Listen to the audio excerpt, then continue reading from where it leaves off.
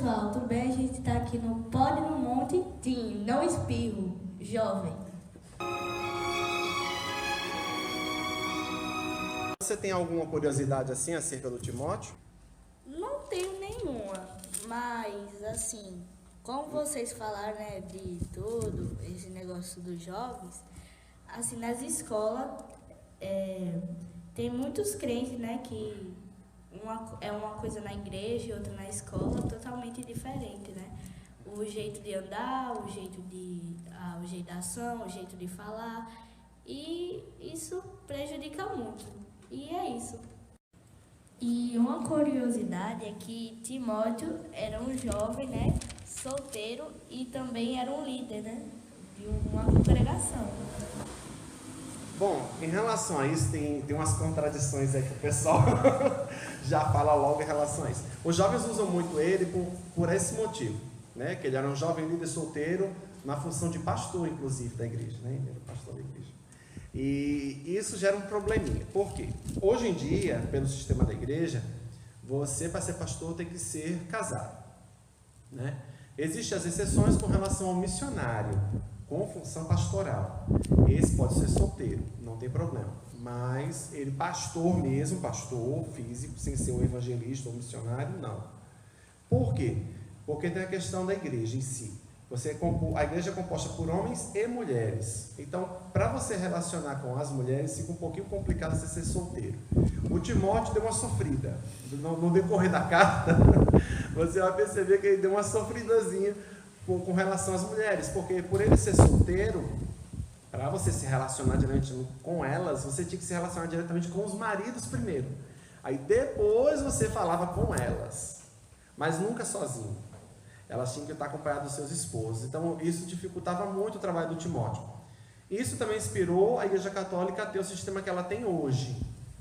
Quando veio Lutero vendo essa dificuldade toda e conhecendo o contexto de Timóteo, ele optou para que todas as igrejas que viessem após ele, os pastores fossem casados. A orientação na época do Lutero é que fossem casados exatamente por conta de uma questão de estrutura da igreja. Com relação à idade, não compromete. Porque muita gente fala assim, mas ele é um pastor jovem, é irresponsável, que é a primeira coisa que diz da gente. É a primeira coisa que fala da gente. É jovem, é irresponsável, não tem capacidade. Já falam logo isso. Já olham, isso aqui não vai prestar não vai dar bom não. É a primeira coisa. Inclusive, por curiosidade, depois se quiser olhar mais adentro, o texto fala muito disso, inclusive. Ou da primeira carta, né, que a gente está trabalhando da segunda, né? Mas na primeira carta, ele levou muita paulada em cima disso, muita, por ser jovem.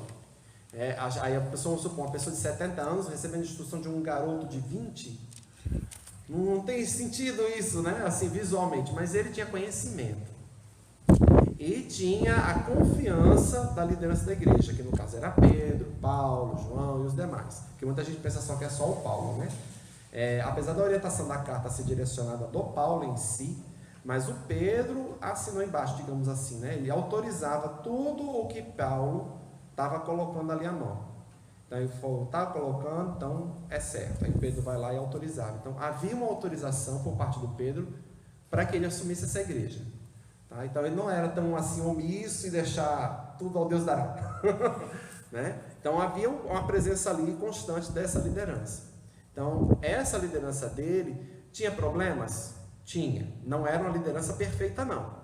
Mas, mesmo não sendo uma liderança perfeita, ele deu o melhor de si. Porque você analisando a posição dele, uma pessoa que não é casada, né, e jovem, ainda estava ali no processo ainda do início do cristianismo, não é a consolidação que a gente tem hoje, não tem as regras, como ele estava falando, por exemplo, tinha um manual de regras, você tinha a Bíblia, certo? E só, se vira nos 30, né? Se vira com o que tu tem, né? Literalmente, então assim, você chegava lá, você tinha que se virar com o que tinha acesso, e outra, a Bíblia, não é essa que você está segurando aí não, a Bíblia é aqueles rolos, aqueles pergaminhos.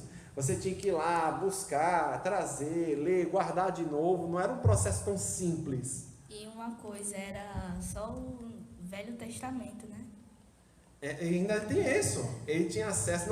e outra, ele provavelmente tinha acesso ao Velho Testamento, mas não na íntegra. Ainda tinha esse problema, ele não tinha acesso ao livro todo. Porque para você ter acesso ao livro todo, você tinha que ter cópia de tudo armazenada e cuidada. Algo que provavelmente ele não tinha. Então, assim, ele tinha as cartas de Paulo que ele recebia, as cartas de outros apóstolos, provavelmente não chegou a gente, mas ele provavelmente recebia cartas de outras pessoas, é óbvio. Né? É um período que eles trocam muitas mensagens. Mas ao longo dos anos, é claro que boa parte das cartas se perdeu. O próprio Paulo citou isso já num texto mais na frente. Mas fora as cartas, né, ele tinha o Evangelho já ali com ele, que era o de Lucas, provavelmente, a gente deduz que seja o de Lucas, até por conta da proximidade com Timóteo, ele era uma pessoa mais próxima. Então ele tinha o Evangelho de Lucas e tinha algumas das cartas do Velho Testamento. A carta que provavelmente do Velho Testamento, que todo mundo tinha, quer dizer, carta não, o livro, corrijo. O livro que todo mundo tinha, que é o chamado livro de bolso, era Jó. É um dos poucos livros da Bíblia que tem o maior número de cópias, só Jó.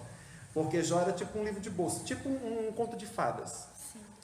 Era mais fácil das pessoas terem acesso. Não era um livro tão difícil de conseguir. O livro de Jó era mais fácil. É o livro que mais tem cópia no mundo, é o dele. Agora os outros era mais complicado para ele ter acesso. Então ele tinha essa limitação já. Então as orientações, mais a limitação de texto, imagina ter que armazenar, porque isso aqui você armazena fechadinho, bonitinho, bota lá, né? Tá tudo lindo, mas lá não, você tinha um pergaminho que tinha que cuidar, não podia deixar pegar mofo, chuva, animal não podia morder, que vai que, né?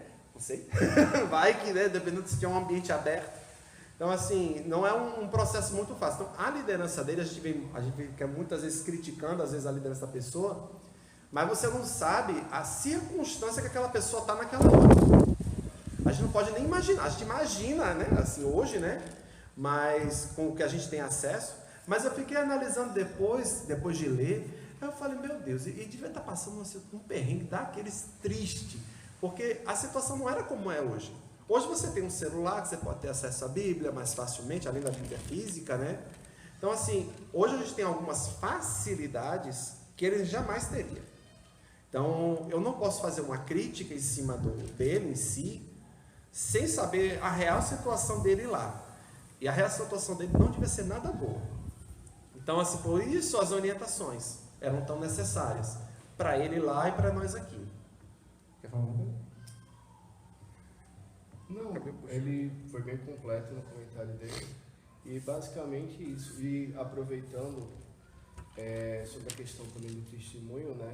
Sim. A gente tem que sempre vigiar com relação ao nosso comportamento em sociedade. Esses dias eu estava na escola, que eu estou estagiário, né? E tinha um grupo de pessoas, e quando eu cheguei as pessoas estavam falando do assunto que não convém aos santos, e as pessoas falaram, não, para o assunto porque o Rafael é crente, não é um assunto para ele. Não acredito, fizeram isso contigo? Sim, mas como forma de respeito. Ah, sim. E da mesma forma os alunos, tinha um grupinho de alunos falando um assunto que não convinha, inapropriado. Aí os alunos falaram assim, não, o tio é crente, vamos parar com esse assunto, não sei o quê. Até um falou, não, ele respeita porque ele é crente, não pode. Então, às vezes está falando aquela palavra gigante, não é inconstitucionalmente, né? Aquela palavra grande.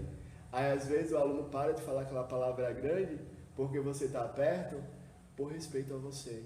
Então, às vezes, você, por ser sal da terra e luz do mundo, acaba influenciando também o comportamento dos outros, assim como Timóteo naquele contexto de Éfeso, que é um contexto mais perturbado, né, que é um contexto mais promíscuo, de idolatria, acabou sendo influência e acabou também gerando uma igreja florescente na Ásia. Então é só isso. É isso, gente. Queria agradecer a todo mundo que está aqui. E é isso. Adeus, a paz do Senhor. Tchau. Oi, pessoal. Oi. A paz do Senhor. A paz do Senhor. Vamos. Pai Senhor. Uma coisa assim em relação a Timóteo. Fala. Por que ele decidiu ficar solteiro? Eita. Quer responder primeiro ou eu? Não, você. Então vamos lá. Na verdade, a questão de ser solteiro ou não é uma opção individual. Então, assim, ser solteiro não vai comprometer a sua relação direta com a obra. Agora, sim, a gente vai sim querer constituir uma família. Quem é mulher vai querer ser mamãe, quem é homem vai querer ser papai, vai querer ter filhos e vai querer perpetuar, assim como Deus falou para Adão lá no contexto de Gênesis, né? Que eles deveriam se unir e gerar filhos também que povoassem a terra por herança. Então a gente, enquanto povo de Deus, a gente tem uma relação monogâmica, heterossexual, que está de acordo com os padrões bíblicos. Então é interessante que a gente constitua a família e que essa família esteja de acordo com o centro da vontade de Deus. Mas se uma pessoa quiser ser solteira, tem essa opção. O próprio apóstolo Paulo, algumas pessoas disseram que ele era solteiro. Então, às vezes até evita uma série de dor de cabeça, não é isso? Também a pessoa tem mais disponibilidade para a realização da obra. Às vezes você não tem aquela preocupação com filhos, você é missionário, então você vai sozinho, você não tem aquela preocupação de levar a família. Muitas vezes tem um ambiente de conflito, um ambiente que é mais perigoso, então você indo sozinho às vezes é mais confortável. Isso não impede que o missionário também ele seja uma pessoa que tem uma família, mas com certeza solteiro ele vai ser mais tranquilo, a vida vai ser mais tranquila do ponto de vista de não pôr as outras pessoas em risco, por exemplo. Respondi? Tá, obrigado. De nada. Resposta. Um beijo. Oi, tudo bem com você? Tudo. Oi, tudo bom? Pai, senhor? Pai Senhor, Cadê a curiosidade? O quê?